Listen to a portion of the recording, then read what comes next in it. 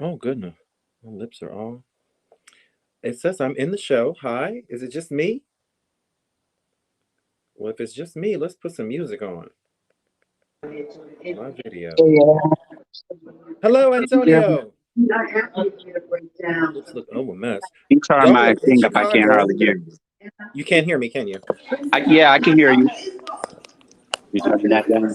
All right. Look who's here. Where the light is. Okay, they're turning down the background noise. Hey, Milan. I'm, I'm trying to get some better lighting. All right, now we can hear. I don't know where Cheryl is, so Okay, everyone. Thank you, guys. Where's Cheryl? like music.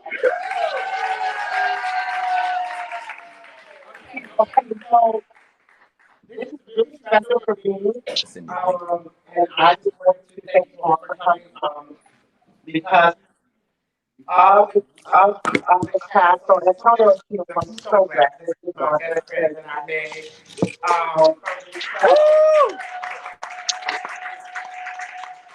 I know, everybody knows there were two sides of that table. Okay. And there was one side and the other side.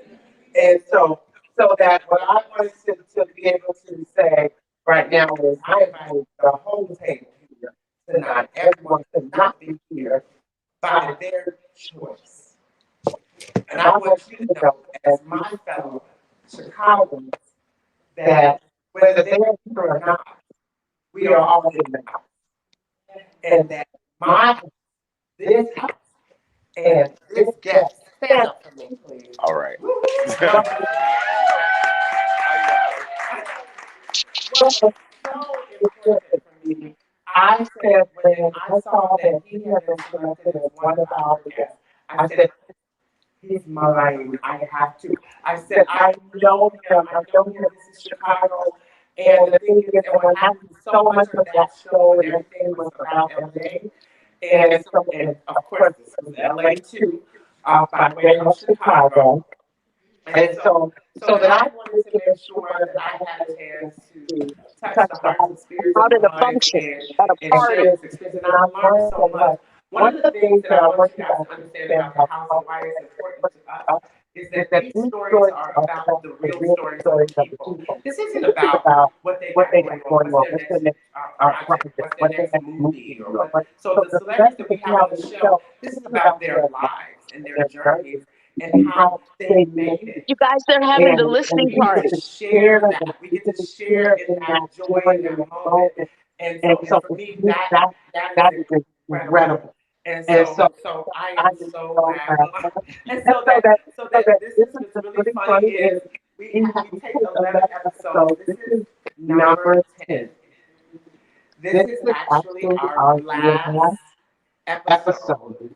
Our last episode with a guest. So Is this the last episode? No, the it last is with the guest. actually just the house. It's You just guys, us. forgive So me, I'm now out and we about. don't have a guest. It happened by accident. But everything that you see on that last episode is not accidental. It is intentional. It is purposeful, just like this episode. And so for me, it was very, very critical and important that I was able to say, because we had our premiere show in LA, and I said, I really want to experience our last guest in Chicago. So that that way I can say, we are important here in Chicago, and you all showed up and showed out. Can you please give me a round of applause?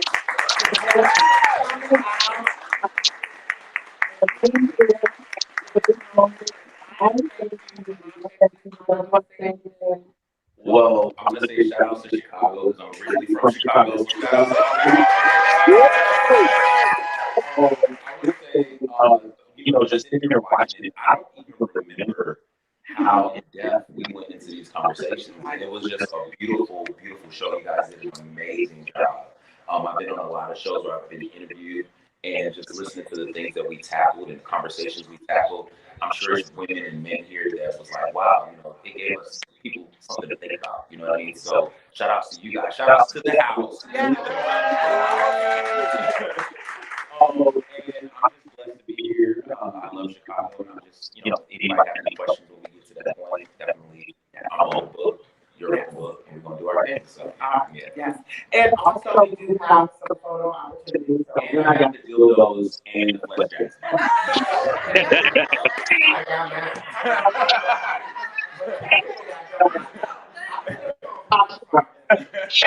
that. Almost through.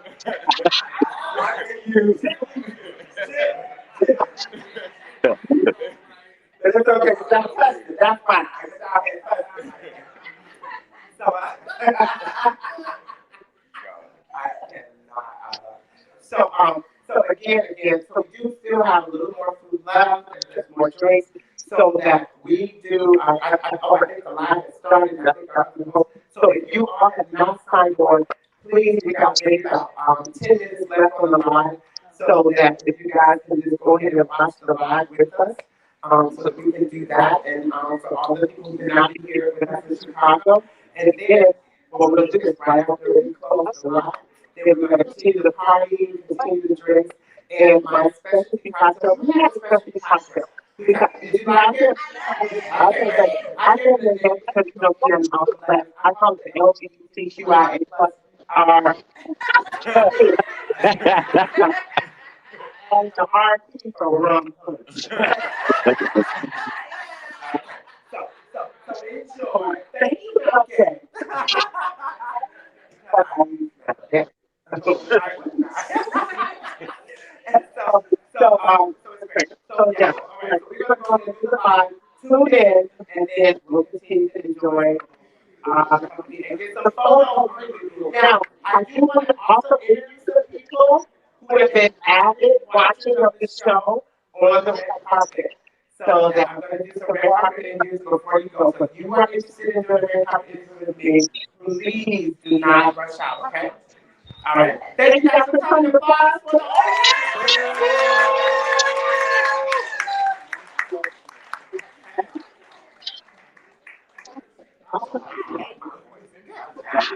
So usually what we do is we talk amongst ourselves, but I think because we're here and we have a camera on us, why don't we do like you have an opportunity to do Q&A? So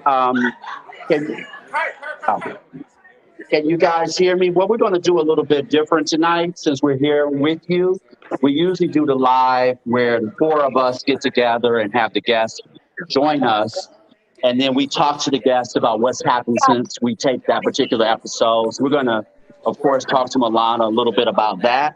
But we also want to have an opportunity. This will be the first time that a live audience has had an opportunity to ask our guests questions directly.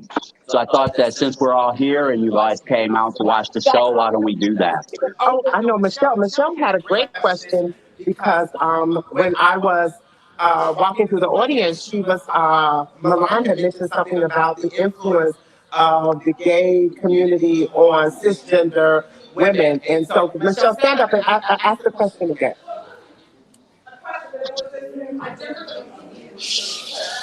Okay.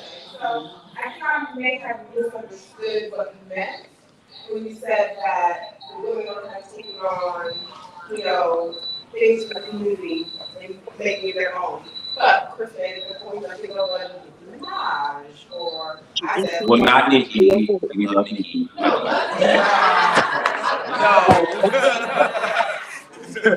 But she's very draggy. She's one of those girls. She's one of those dogs. Okay, I'm just saying now. I love Nikki too. Now don't get no misunderstanding. I'm a Nikki fan. I am. But I'm just saying. But no, I think what I was saying. Can you turn it down because it's an echo? Yeah. Hold on. I can mute. I think the point that I was trying to make is that there's things like sayings that we come up with within our community, and then you'll turn on the television show, and then you'll see cisgender women using those same verbiage on television. There's things where, hairstyles and different things that the drag queens do at their performances. And then we'll go to some of the celebrity women will then now have those same drag hairstyles because a lot of their hairstylists are gay men. You know what I mean? So it's just one of those things where and a lot of times we want to equate feminism and masculinity to sex. So if you're feminine, you have to be a woman. If you're masculine, you have to be a man. When that's not true, there are masculine women and there are feminine men, and these are straight. There's a lot of straight feminine men and a lot of masculine straight women. You know what I mean? So I just think that's kind of where our lines are getting crossed, where there's things that we come up with, and just because we're gay men doesn't mean we're trying to be a woman. We're just being ourselves. You know what I mean? So. Well, and a great quote that I've heard a lot that was something from the community that a lot of straight women would actually use is "You go, girl." That was not something that was created by cisgender women. It was something from the LGBTQIA plus community that then was appropriated into common language. Like word, it's a lot. I can Right, girl. I got a whole list of stuff that but it's not a battle between who got it first or who started it. It's just that a lot of times, especially in our community, we use some people, not all of us, but some people use that. Oh, you just want to be if you're gay. Oh, you just want to be a woman. Oh, you know what I mean. That's not really necessarily true. I have never desired to be a woman. You know what I mean, and I have great experiences. Not, I used to be a woman, so this is one of those things that we kind of take on when we're gay. You know what I mean? So. Women are amazing. Before we go to room, let's make sure we bring my co-host in. I If you see don't want to be a Aaron's woman, what is online. wrong with you? Hey, Aaron. And where's Cheryl? Is Cheryl there? I thought I saw Cheryl also. But anyway, we wanted to give a nod to them. It's been an incredible season, as Chris mentioned earlier. Milan is our last actual guest, and it's been great. So I just wanted to make sure we gave a shout out. Question. No. Oh. There we go.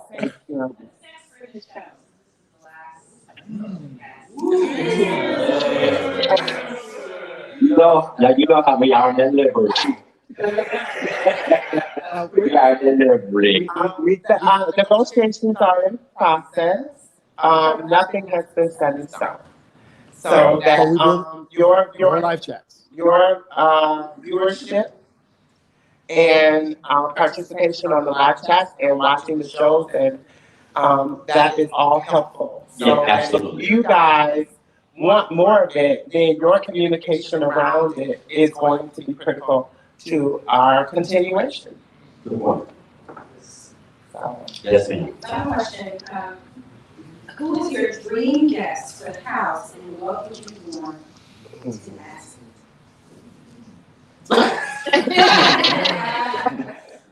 Interesting. Charlie's Theron. I don't know. Charlie's Theron, because you love her. I do. But she has an identity. She's not black.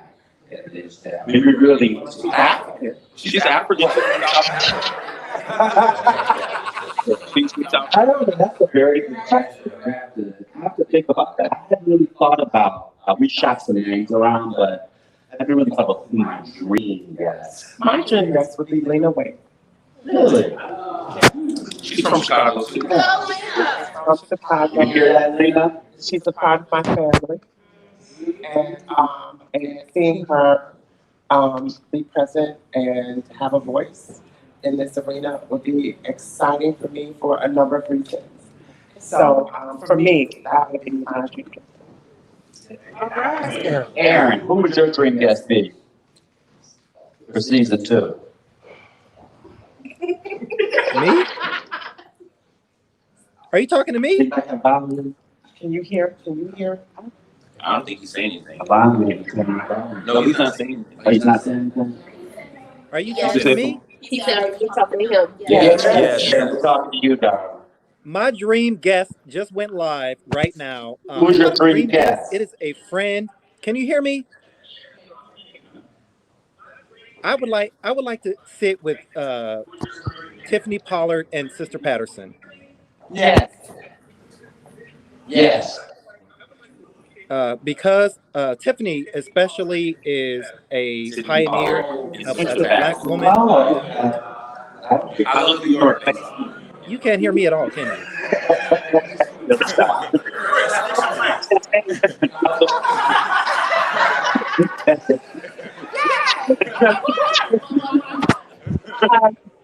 I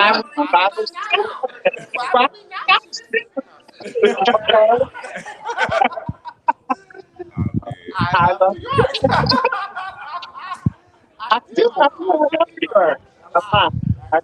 Uh, anyone else have questions? So far, who has been like your most favorite house guest? Duh. Like you just said that outright. Like me, my yes. But of course, we love, I have to say, on the real tip, every guest has brought something different.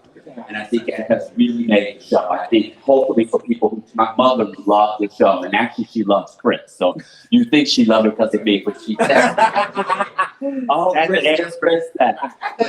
She loves the show, and that's one of the things that she commented about, is how we have such a diverse group of people and their perspectives. And so I've enjoyed every episode and watching them back. It's like, oh, I didn't realize that And ask Sister Patterson to join. and it ends up turning out to be very, very interesting. So, In other words, I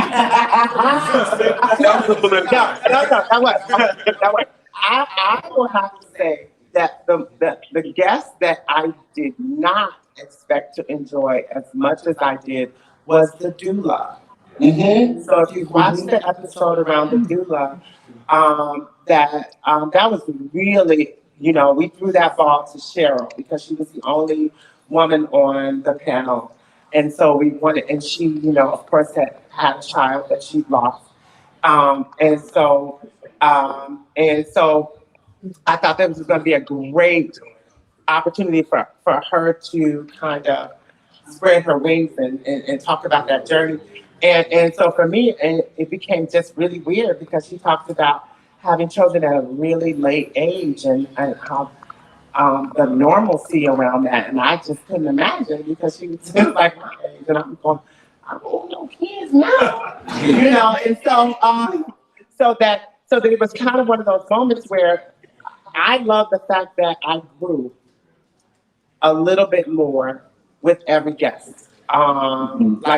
Even this one, I cannot imagine, like when I realized how everything trickled and that sort of trickle effect from one experience that then turned into all these other mega experiences, that I said, wow, that like I had no idea that, sometimes these little moments that you have, like we're having right now, someone's watching and paying attention, and it's important to someone for something else for your future. we got a question here, and then we're going over here.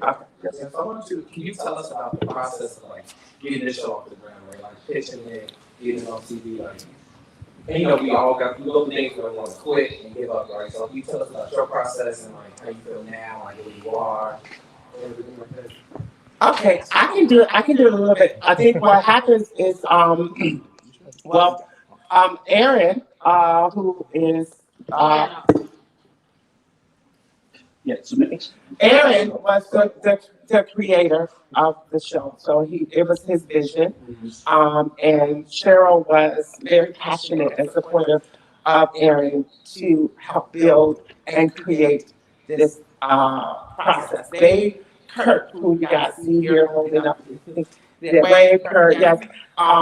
Cheryl made all of the connections then to Kurt and then other people who were able to kind of say, hey, we have something, a great idea, let's put it together. And then Kurt rallied around all of his resources, which included me and Antonio. It was back. And then we were able to kind of pull something together. And then we actually went out on a limb.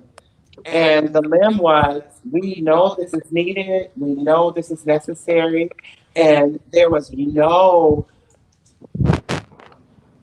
channel, there was no network that had already committed to it. We did it without the commitment. And we made it. And then we called people like him and said, look, Bring your ass. bring your ass. we don't have a whole lot of time. Now, we don't know when it's going to get picked up. So don't talk about nothing you got coming up tomorrow.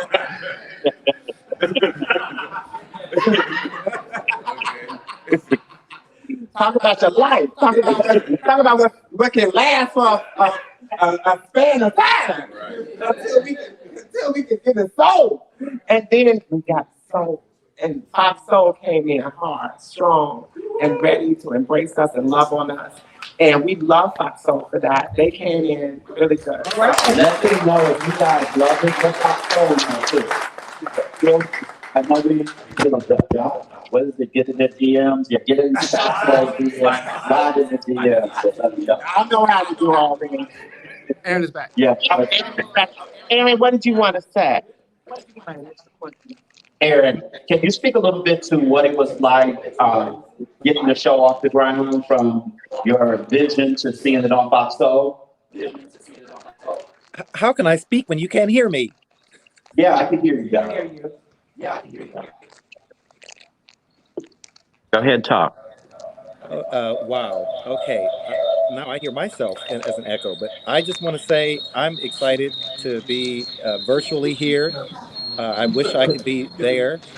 I don't know if you can really hear me or not, but I can't say anything because I don't even know if anyone can hear me. Yeah, we can hear you. Okay, so what is the question?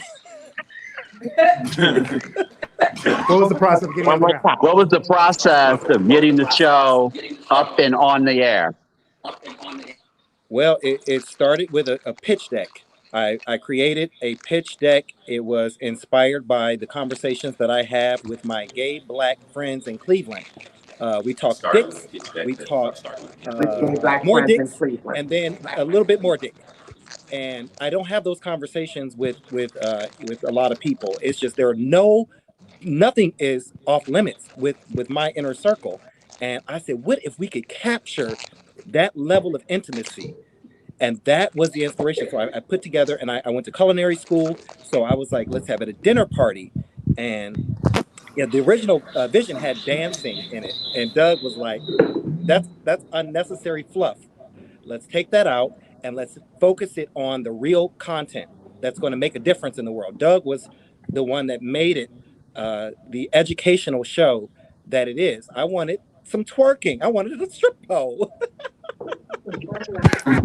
Okay, so Aaron wanted a stripper pole. He wanted a club environment. And twerking. And twerking.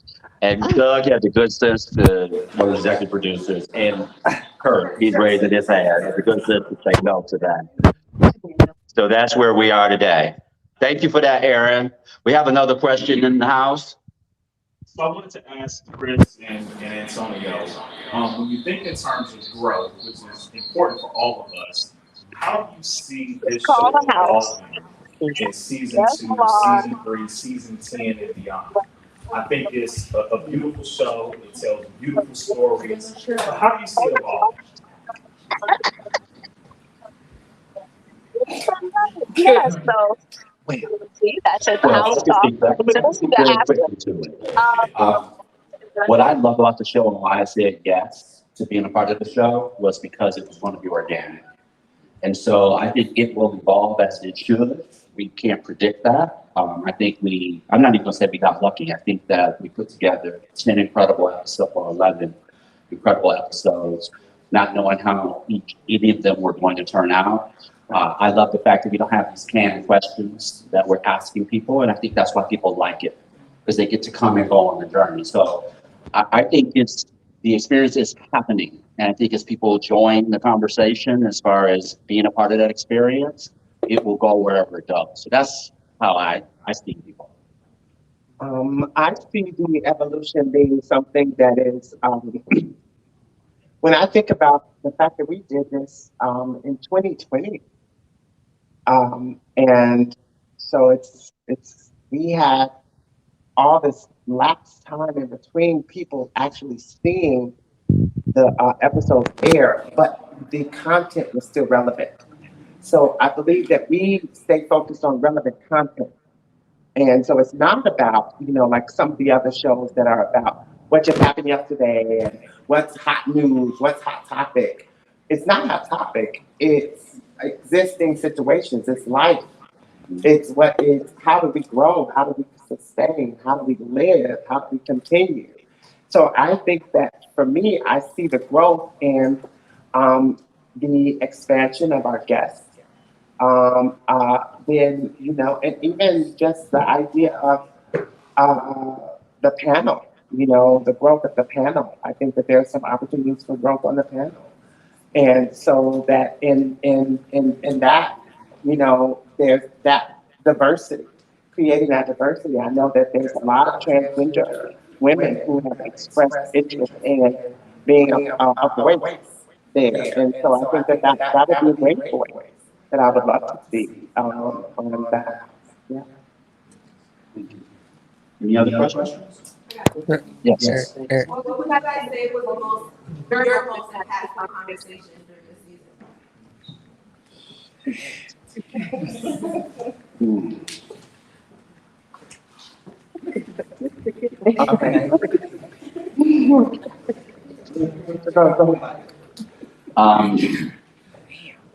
I want to comment from a different episode I had the most fun with, because I'm kind of serious. No way. Oh my God. So the Rep Fred, when we had the wrestler on, I really had a lot of fun with Fred. And when I watched that episode, me being silly and trying to look at Bell and all of that. So that was impactful for me in terms of me just being less serious and having a little bit more fun. I think for me, it was Milan, because Milan was this force. For me, I was in a different place. I was in a different land, and he was familiar. He was from Chicago. He was someone who, while we were not necessarily really close in Chicago, he was familiar. He knew me, I knew him. It was so that it was that idea that I was, oh God, it's someone else. I'm in this place with all these people who I don't understand and don't understand me in some ways. And I knew he got me instantly. So millions. I said, millions?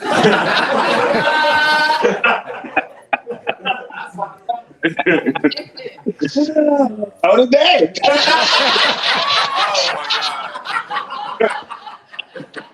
Y'all were good. Oh, for me, yeah. So that was great. So I think for me, it was the idea that was that refreshing moment. That was like really cool.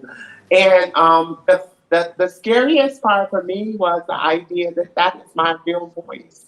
And so for people who know me as a hairstylist, that I am often a stage presenter. I'm often, traveling and presenting my work and presenting a personality for the public. And this show is not my public voice. It is my voice that I share with my closest friends. And so I have shared my closest friend's voice with a bunch of strangers. And that's weird for me. So every time I watch it, and every time I watch it, I'm always like, wow, I actually said that shit. Okay. And it was stuff that I would never say to people I didn't know intimately. So the idea that every guest on that show got my intimate Chris was very valuable to me. Thank you. Any other questions before we close? Would you guys have a transgender on the panel? I would love that, actually. Yeah, I would love that. I think Maybe even a transgender female assistant. woman to male. Oh, yeah, a trans man. Yeah. Trans man. I would love that. That'd be interesting. So I have another question. How do you all pick the questions? So it's kind of, you know, like you all kind of come in, you know, the chef's kind of picking up, bam, goes right into it. Oh, okay, well, let's talk about that a little bit. I'm so glad you brought this up. Oh my God, thank you. Yes, because Chef Sean is actually cisgender, straight male. And so all of the questions he actually threw out to us. And so it was so awesome because he actually had them as real questions. So that he did, of course, talk with production so that we didn't know. Oh, you all didn't know you all had No. you would have never been able to tell that. No, we didn't know the question. We knew who the guest was. So that's why sometimes it sounded like we were like, and now I got so-and-so coming up right now. You know, that's the only part that kind of felt a little scripted because it was the only thing that we were given. The only thing we were given was, here's the guest, here's their story. So when we had so whoever was introducing that guest was the only thing that we were given. That's it. The questions were, you know, he was throwing it out and we go, which is why we kind of had the whole okay. But now strategically what the production company did, which I thought was amazing, is they chose questions that was relatable to the guest.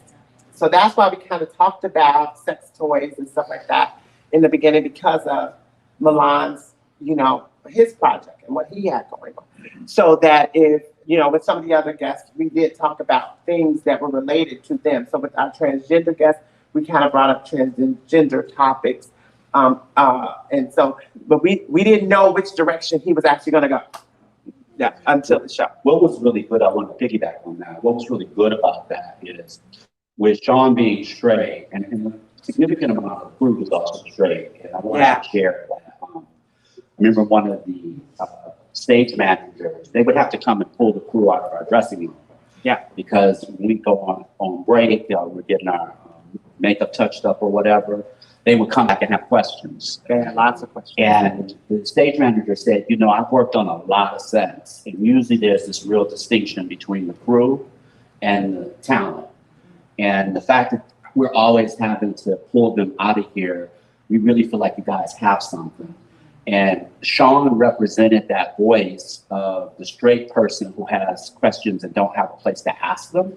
So there was a way kind of to kick off each episode with him asking us something. It might have been topical, it might have been something you heard, it might have been a rumor or whatever.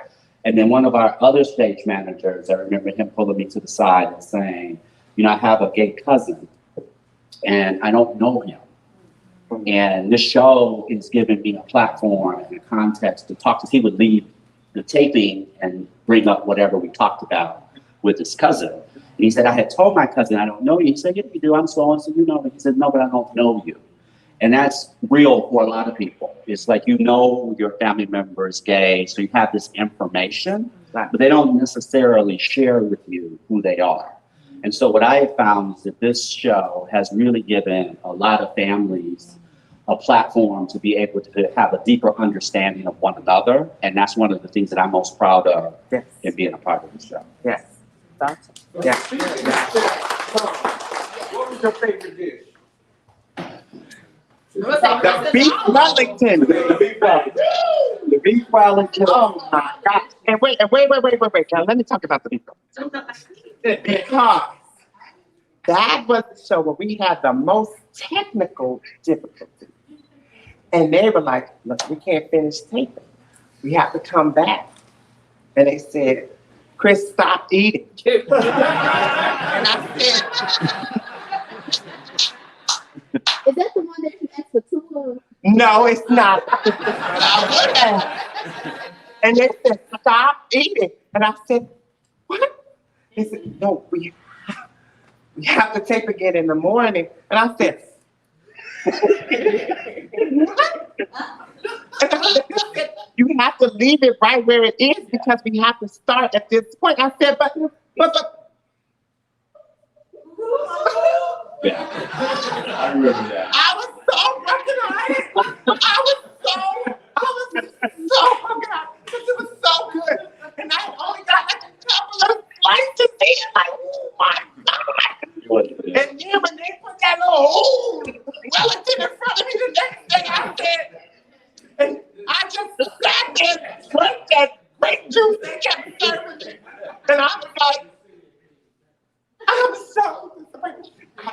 I tried to pay the chef. I said, can you get another beef?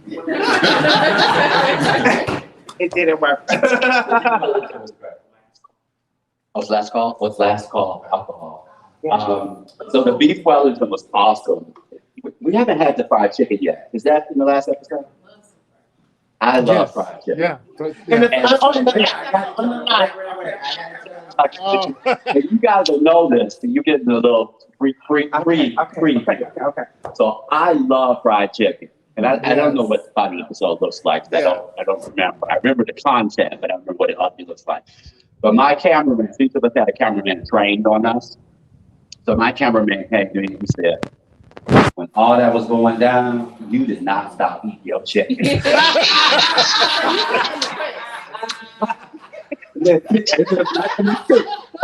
like they go down. Yeah.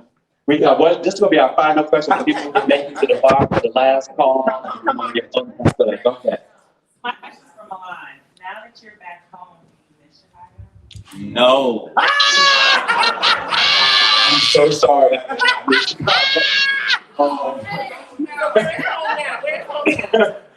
Unfortunately, I live in Atlanta now. So I lived in LA for 13 years, from 12 years, from 2008 to 2020, and then I moved to Atlanta. Well, no, I moved to Atlanta, 2020. So I've been in Atlanta for the last year and a half, and every time I come back to Chicago, before I come back, I'm on Chicago Media Takeout. I don't know if y'all watch that page on Instagram, and I always kind of like look at the news, and it just seems like Chicago, y'all was acting a little crazy lately. I don't know what's going on. And like, I was watching something on the news before I came, and there was 500 kids downtown Chicago breaking into all the stores. I remember when I was a kid, I used to sneak on the bus and the train and go downtown and walk on Michigan Avenue and pretend that I was buying something. It was such a privilege to be down here. Now it's been taken advantage of. And then our homicide rate in our city has gone skyrocketing. On Chicago Media Takeout, I see these kids again, back to the kids, robbing people and assaulting older people. It's just like, what are we doing? Are we losing our culture here? Like, Chicago is like, for me, not Atlanta, was like Black Hollywood. You know what I mean? We had the Oprah Studios, we had the Bulls, we had all of the prominent Black art. We have prominent Black people here, you know what I mean? So, no, I'm sorry. But we just have a lot of strong, powerful Black people that were made into communities. And I just feel like we kind of losing it. I don't know what's going on, but I need us to get our shit together. Yeah. So While you had the microphone, why don't you go and close us out? Let the audience know anything you want to know about anything you're working on. Well, just follow me on Instagram. That's at Milan Christopher. I have a new music out. I have a new album coming out. You can always go to iTunes, Spotify, any place, and Amazon, and download my music. You can go to Amazon Prime and watch my show, Rap and Run. I do have 2 new reality TV shows that I'm actually on that will be airing next year. So just follow me, follow me. You know what I mean? And go to fleshjack.com/Milan and be the 1,000,001, 2, 3, whatever. So Fleshjack, okay? So yeah. Thank you guys for coming out. God bless. Good night. Let's get drunk and dance. Rub the ground. I almost knew. Slightly you.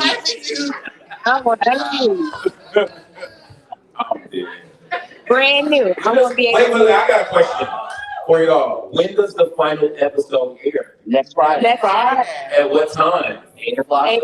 Right. 8 o'clock Central. All right. 9 p.m. Eastern Standard Time. The house next Friday. Make sure y'all tune in on Fox. The final episode. They're gonna fight y'all. I'm letting y'all know. Stay to the box. Love and hip hop. The house division. Oh my God. I know why he ate the chicken. Like that. Continue to help nobody. Yeah, all right.